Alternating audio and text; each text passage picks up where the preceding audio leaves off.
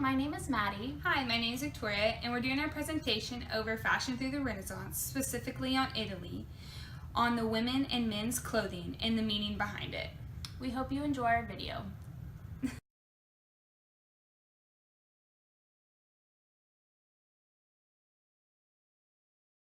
Okay, so I'm going to talk about the background of the Renaissance Italian era and the roles of the mother, father, and the children. Okay, so first I'm going to talk about the weddings in the Renaissance. The weddings in the Renaissance were a big social contract between the two families, and the guests were expected to be fed and entertained. Before the Council of Trent, weddings were presented by a magistrate, which is a civil officer, not a priest, according to Roman civil law. Weddings in Italy took the customs of the weddings to a whole new level, making the poorest of families attempt to live up to the rich. Women in the Renaissance take a greater role on social life. They are the caretaker of the house and the caretaker of the children and the husband. The reason of marriage was to produce sons and for the women to raise the young boys into educated and healthy men. Daughters were expensive to raise due to the money for the weddings, and if the daughter married into a lower class family, that could potentially make that family that she married into bankrupt because of the pain and the money of the wedding. However, unlike the Middle Age, the Italian women of the Renaissance had a little bit more freedom. They didn't have to follow what their parents said. They had their own will, they had their own opinions, and didn't really have to listen quite as hard as the others.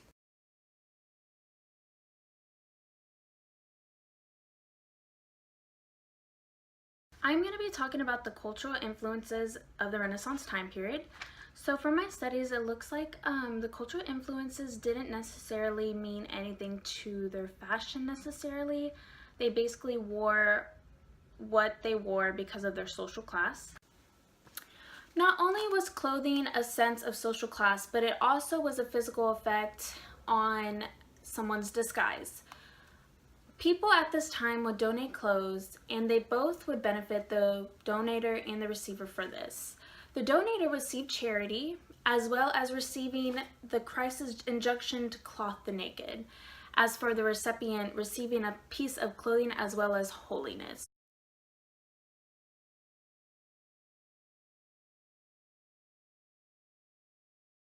Okay, this is Wesley. He's from Skyridge Designs, and he's going to be our demonstration on what a peasant looks like.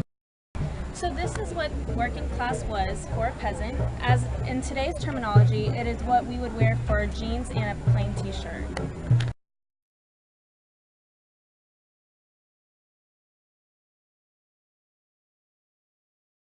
Okay, so this is what the peasants wore, and obviously here it's not as pretty as the other dresses that we had, but peasants wore this because this is all they had from home, and they made everything from scratch and anything that they had at their house.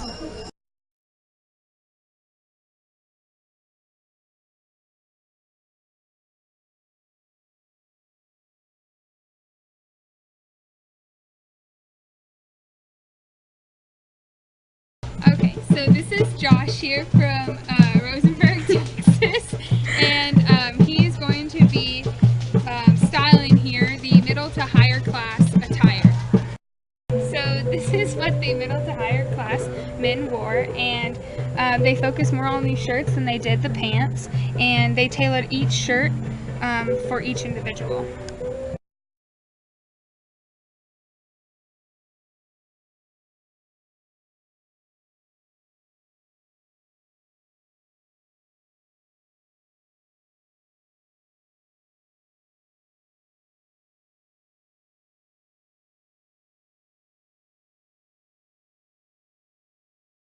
The women who wore the high-cut dresses like this one shown here was for the working class.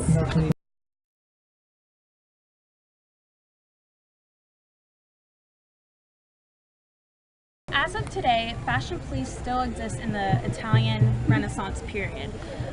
If women did not wear the right attire, they could be ticketed, fined, or can go to jail for it. Now, for this dress specifically, this is what the higher class, well-born ladies wore. Every day they would wake up to look as best as they could. The main purpose of the high-class women were to look pretty, to take care of their husbands, and to take care of their younger children.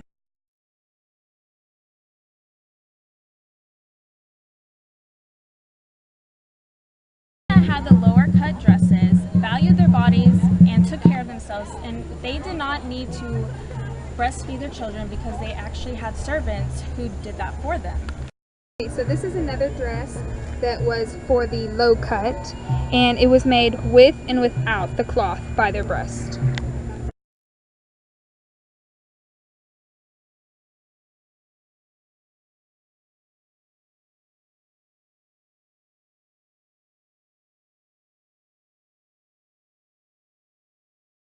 Okay, so these are some of the teenager attire Renaissance dresses that the teenagers wore, and here at the Renaissance we didn't have any here that they made, but the one that Maddie was wearing, that was the only one that they had, but these are for the teenagers.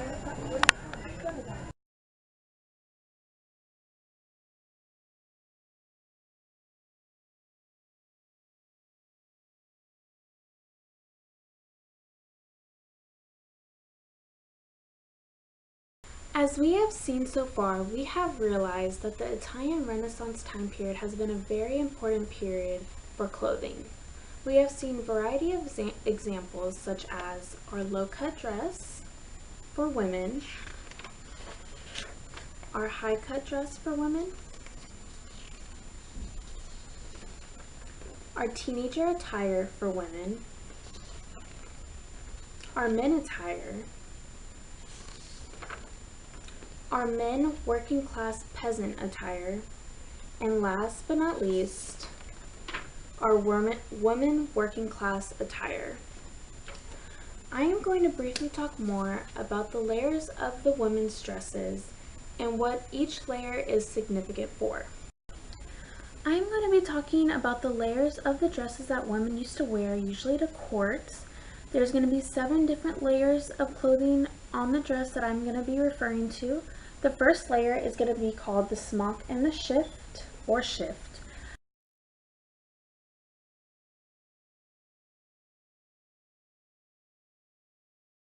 It is the innermost layer of clothing. Each smock or shift is varied. Some smocks or shifts have padding on the shoulders, some do not. Some are close-fitting, some are square-necked or body-fitted. The next type of layer of the dress is the corset.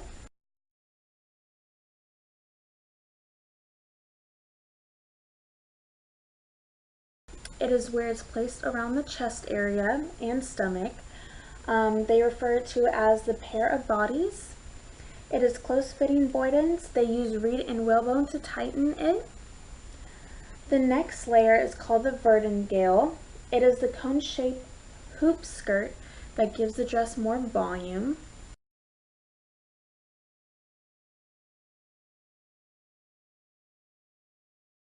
The fourth layer is called the bum roll.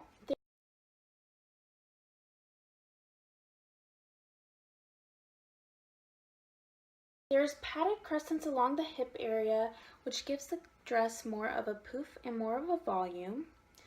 The next layer is the kirtle or the forepart.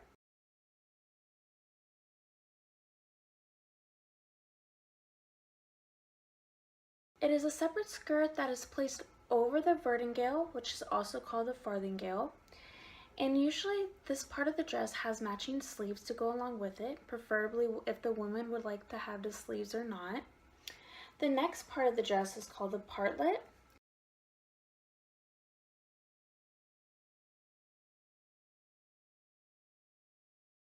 It is a shirt that is underneath her gown, which is usually tied under the arms and low neckline. Last but not least is the gown itself, as well as the shoulder pads.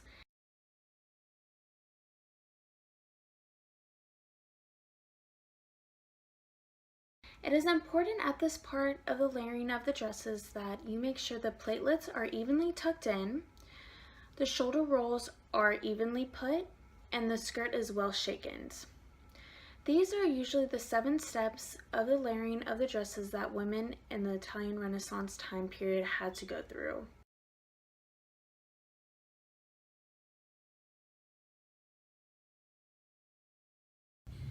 Thanks for watching our video. Bye!